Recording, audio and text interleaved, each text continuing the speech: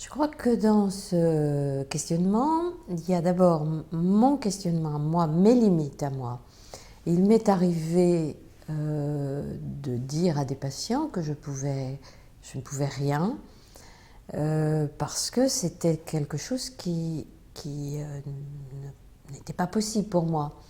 De par ma profession, je suis amenée par exemple à travailler dans le registre de la perversion, dont des perversions qui peuvent être extrêmement choquantes. Et euh, moi aussi, j'ai mes limites. J'ai les limites de ce qui m'est possible, les sujets sur lesquels je peux travailler, là où je ne peux pas. Et en ce qui concerne les patients, je prends l'exemple prenons l'exemple de la violence conjugale.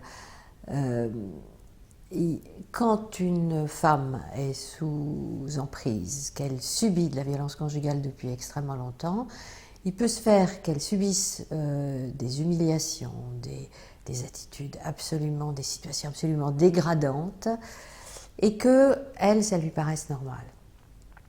Si moi je viens lui dire c'est absolument anormal et insupportable ce que vous vivez, il faut que vous partiez, je lui fais violence à moi aussi en lui imposant quelque chose qui est ma position. Par contre, si je travaille avec elle à voir ce qui lui convient, ce qui lui convient pas, parce qu'après tout, on a le droit aussi d'être dans le sadomasochisme. Si ça convient aux deux, j'ai pas de jugement à avoir là-dessus. Mais si c'est une situation que la femme trouve normale parce qu'elle est sous emprise, et que petit à petit, quand elle commence à se défaire de cette emprise, elle commence à ouvrir ses yeux, disons que moi je l'accompagne pour ce chemin-là, et puis on va où elle peut aller. C'est pas moi qui vais imposer la limite. Alors, on peut, dans ce contexte-là, avoir le sentiment, un sentiment terrible d'impuissance, parce qu'on sait qu'une femme est en danger et on sait qu'on ne peut rien faire ou pas immédiatement et on a peur pour elle et donc ça peut être vraiment difficile, ce genre de situation.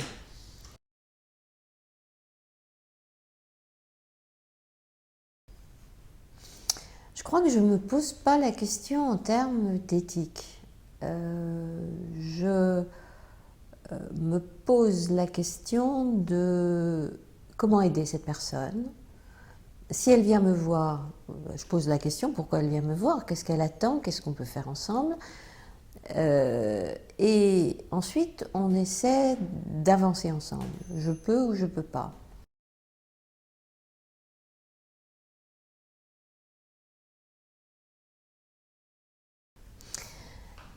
Je crois que pour faire ce métier, il faut avoir travaillé suffisamment sur soi et, dans la mesure du possible, c'est dégager de toutes ces problématiques personnelles. Donc j'essaie de ne pas me projeter moi et d'avoir un jugement qui pourrait être relativement objectif. Quand je dis relativement objectif, ça ne veut pas dire que ça l'est forcément, puisque je suis un être humain qui a une sensibilité.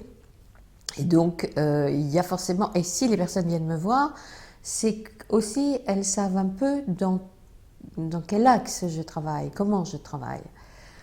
Euh, je m'efforce de ne pas porter de jugement, mais d'essayer de comprendre comment fonctionne l'autre.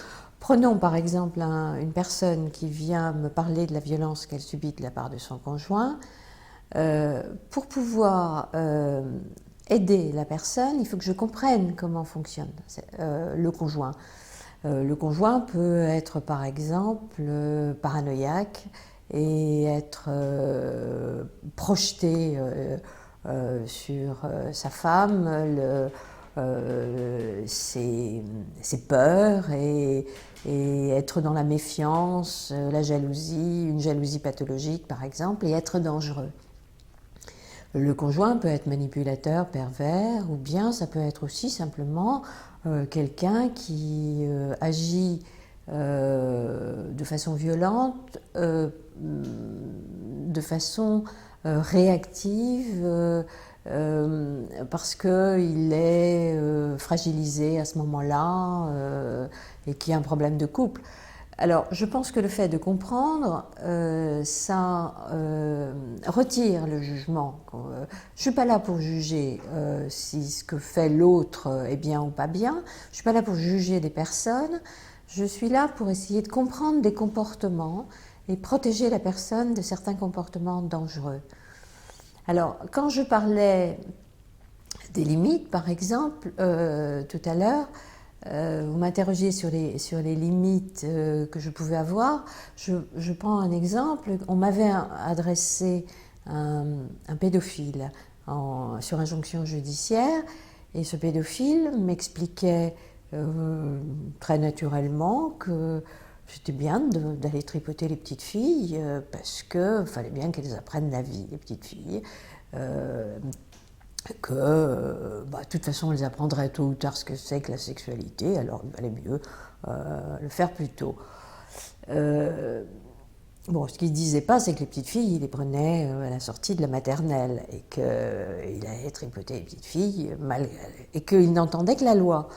Et c'est vrai que moi, je n'ai pas pu travailler avec lui puisqu'il n'y avait rien qui était possible, puisqu'il était dans son monde.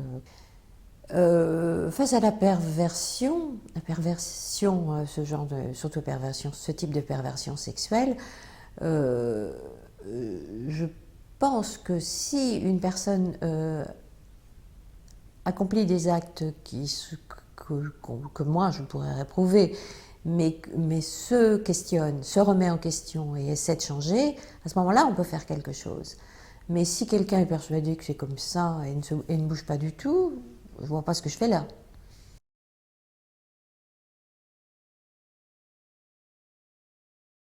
D'une façon générale, je dirais que la violence est très souvent réactive. C'est-à-dire qu'on devient violent parce qu'on imagine que l'autre est violent. Et cette projection-là fait qu'on se défend. Et d'ailleurs, la plupart des individus violents sont persuadés qu'ils ne font que réagir à une agression. Alors ça peut être délirant, mais ça peut être aussi un fonctionnement comme ça, un état d'esprit, un fonctionnement général.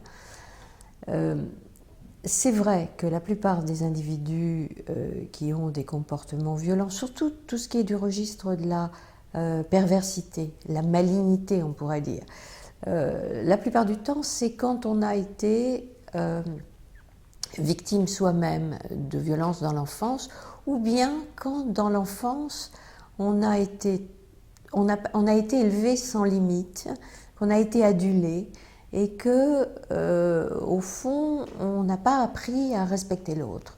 Au fond l'autre n'existe pas et on a appris que l'autre est utile, manipulable, l'autre est un objet dont on peut se servir.